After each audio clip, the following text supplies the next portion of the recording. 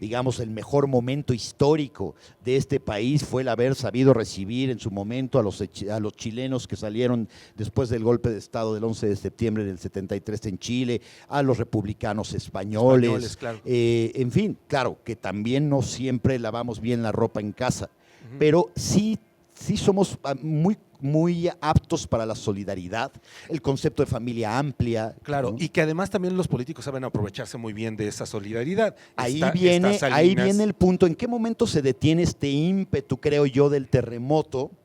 Que fue una entrada en madurez, finalmente fue un descenso iniciático a nuestras entrañas, es quiénes somos, quiénes nos rigen, de quiénes somos capaces, y el ímpetu era muchísimo, hasta que en un movimiento, a mí me parece brillante, genial, al mismo tiempo que siniestro, del salinismo, te apropias del concepto de la población que te está señalando a ti, como inepto, como ausente, como negligente, lo institucionalizas y lo conviertes hasta en una Secretaría de Estado. Claro. Solidaridad. El Sindicato Solidaridad de Lech Walesa estaba a todo lo que daba en el 86 y en el 85 desde luego. La palabra solidaridad se comenzó a utilizar para referirse a la reacción de los mexicanos ante la ausencia de la capacidad gubernamental para resolver el trauma del terremoto, y de pronto la propia institución se adueña de la palabra, del concepto. Genial, me parece genial, y en ese momento, genial y terrible, no claro, es que lo apruebe, ¿no?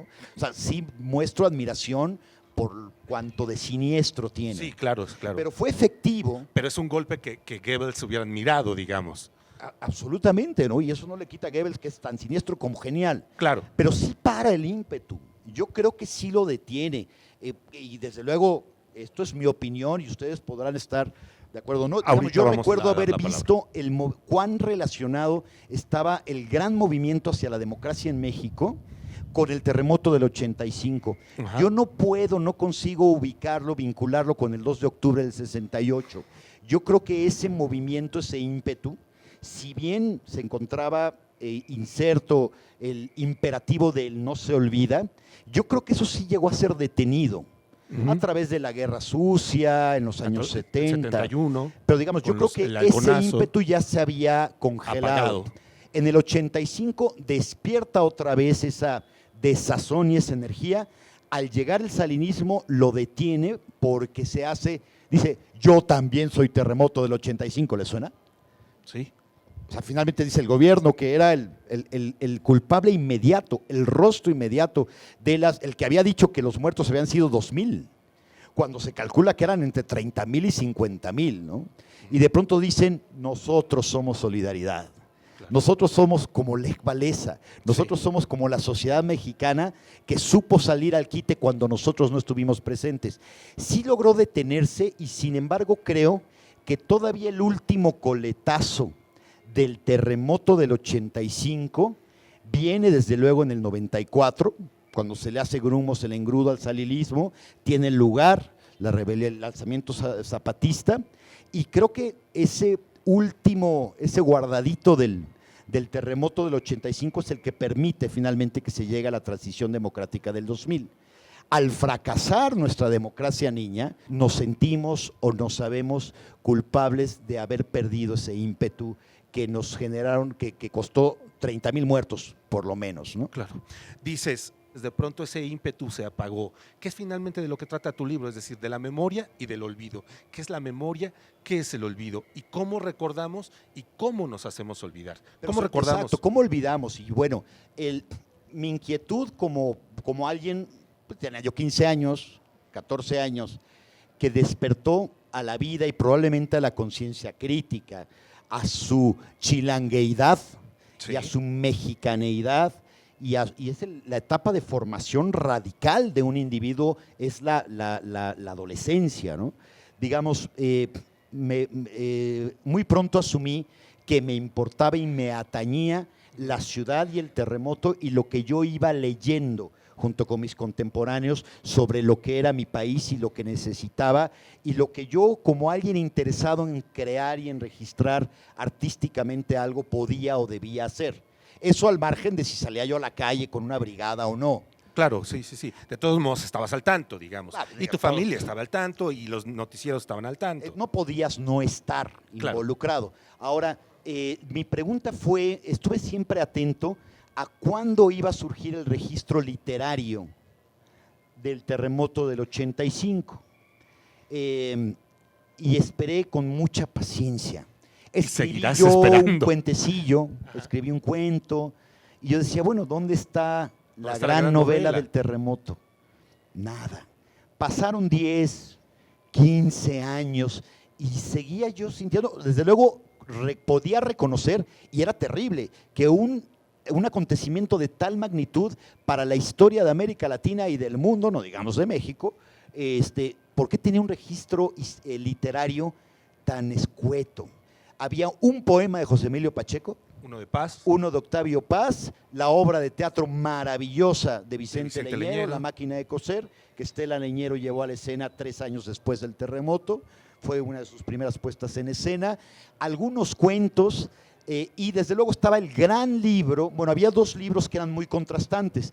Por un lado, una compilación periodística testimonial de Elena Poniatowska, y por otro lado, una obra literaria rigurosa en el género de la crónica, que era el libro de Carlos Monsiváis. Así es.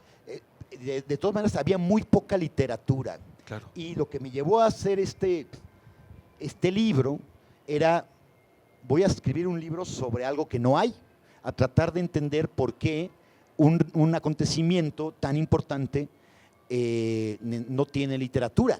¿Y por qué, Nacho? ¿Por qué lo ves? No lo sé todavía, pero bueno, debo decirles que me topé mientras me hacía yo estas preguntas con un libro muy interesante de un escritor que me gusta mucho, que murió muy joven, que es Sebald, W.H. Sebald, un escritor alemán, que escribió un libro que se llama Historia Natural de la Destrucción.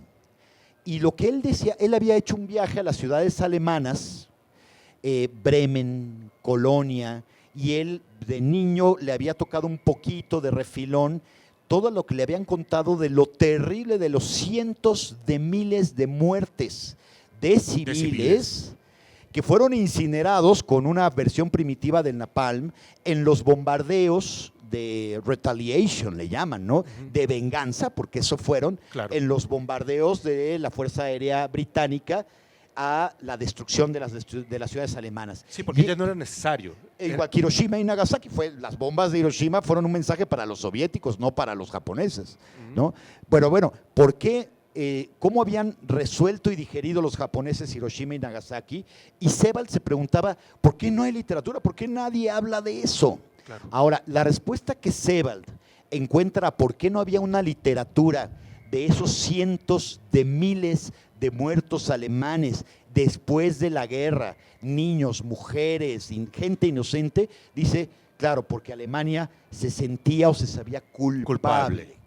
No se sentía con derecho o no se sabía con derecho a decir nosotros también fuimos víctimas porque habían guardado silencio ante la brutalidad del nazismo. Volvamos entonces a la pregunta, ¿por qué no había una literatura? Quizá había culpa, quizá todavía hay culpa, y vuelvo a esta sensación de que tuvimos la oportunidad, nos paró el salinismo en el 90, pero todavía aguantamos vara. Sí.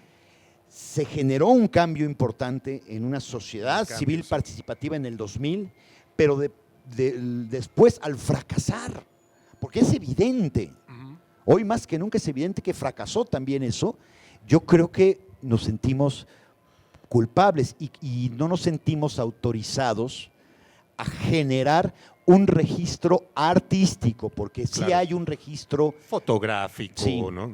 y aquí entra la gran polémica, mi planteamiento, lo que sí descubrí que había en el arte, la memoria artística del terremoto, no estaba en efecto en la literatura, pero estaba en las artes visuales. Esto es una cosa muy curiosa. O sea, digamos, no solo Felipe Ehrenberg salió a trabajar con los artistas claro. de Tepito, y ahí empezó el gran movimiento de arte tepiteño en los murales, en los grafitis. Tepito arte acá. El arte acá, que empieza con el terremoto del 85, y Ehrenberg, algunos artistas salen a la calle, toman asadón, pero también toman brochas y participan activamente en la reconstrucción. Así es. Otros hacen análisis, ¿no? Acabo de leer una nota interesantísima que publicó Octavio Paz en aquel entonces, no el poema ese que es maravilloso, decía, esto es una oportunidad, este terremoto, yo no conocía este texto, este terremoto ha sacado lo peor y lo mejor de la sociedad mexicana, es el momento de iniciar una descentralización, es una lección de que está mal comunicada esta ciudad, y dice, no hay que perder esta oportunidad, yo creo que la perdimos, ¿no? Sí. Pero bueno, ahí estaban los escritores, pero estaba Gabriel Orozco, nuestro artista visual más importante, o sea, exposiciones permanentes en París, digamos, es un gran artista, comenzó en el terremoto, en la Bienal inmediata después del terremoto. Emanuel Lubezki, ganador de nuestros 2 Óscares mexicanos, bueno, son sus Óscares en realidad, claro. Comenzó también participando en esa misma Bienal con una instalación sobre el terremoto. La Quiñonera. Semefo. Los primeros cadáveres con los que vieron los que luego serían los artistas de la Semefo, importantísimos también, fueron los que ellos como estudiantes de medicina o futuros estudiantes de medicina, el primer contacto que tuvieron con la muerte que ellos convertirán en arte fue en el terremoto. El terremoto, así es. O sea, digamos, ahí está en las artes visuales, no está en la literatura, no está en el cine. No está en el terremoto se hace una mención en la versión de Mariana Mariana, de Batallas en el Desierto. Al final se derrumba la colonia Roma y son tomas del terremoto. Creo que es de Hermosillo esa película. No sé. No me acuerdo. En Lola, por ejemplo, de María Novaro, se ve Tlalpan y se ven todos los edificios caídos. No habla del terremoto, porque habla de Lola, de su tragedia personal, pero se ve la ciudad derrumbada, que supongo que es un reflejo del derrumbe personal de Lola. Que era lo mismo de Mariana Mariana, es decir, aunque Batallas en el Desierto ocurre mucho antes del terremoto, claro, sí. pero Es ocurre en la Roma, claro. es la colonia Roma de José Emilio Pacheco, sí. Pero es el final de una generación, por eso el director, que insisto creo que es Hermosillo, pone el final de la adolescencia, el final de la infancia, el final de la infancia de México. Creo que es Alberto Isaac. Isaac, puede ser, tienes razón. Es Alberto Isaac. Tienes razón, pero está muy bien porque eso fue el final de la infancia de México, también fue el terremoto del 85. Claro. Déjame trabajar como abogado del diablo. Dices, no hay una literatura sobre el terremoto porque nos sentíamos culpables. ¿Por qué sí hay una literatura y una abundante literatura, buena y mala, del narcotráfico, por ejemplo? ¿Por qué hay un registro tan rápido, tan claro, tan malo y tan bueno sobre el narcotráfico? Es una pregunta que desde luego no podría responderte porque es un fenómeno reciente. Y además es muy cercano. Digamos, mis conclusiones volviéndolo al terremoto y que tiene que ver con lo del narcotráfico, lo que he descubierto y entendido al ver la manera en que los estadounidenses o el mundo entero están lidiando con el trauma del 11 de septiembre, la manera en que los japoneses lidiaron con Hiroshima y Nagasaki, la manera en que los rusos artísticamente lidiaron con Chernobyl, la manera en que hoy en día los españoles están escribiendo novelas de la guerra civil.